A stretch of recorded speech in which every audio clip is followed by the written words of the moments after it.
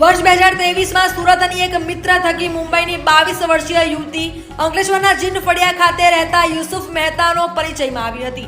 ત્યારબાદ બંને વચ્ચે પ્રેમ સંબંધ બંધાયો હતો। યુવતી અંકલેશ્વર આવતી જતી હતી અને યુસુફના પરિવારજનોને પણ મળતી હતી તેમજ અહીં મહિનાઓ સુધી રોકાતી હતી।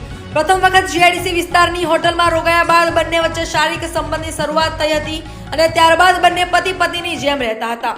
યુસુફ મહેતા યુવતીને અંકલેશ્વરની અલગ અલગ હોટલોમાં લઈ જઈ અવારનવાર દુષ્કર્મ આચરતો હતો। જો કે જ્યારે પણ યુવતી લગ્નની વાત કરતી ત્યારે તે વાત ઉડાવી દેતો હતો। થોડા સમય પૂર્વે યુસુફ મહેતાએ અન્ય યુવતી સાથે લગ્ન કરી લીધા હતા અને ઇન્સ્ટાગ્રામ પર તેના ફોટો અપલોડ કર્યા હતા।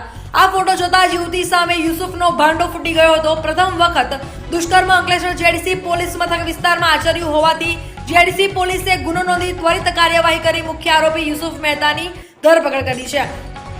આ મામલે યુસુફ ઉપરાંત તેના પરિવારના 5 સભ્યો સામે પણ ગુનો નોંધવામાં આવ્યો છે અને પોલીસે આગળની તપાસ તેજ કરી છે।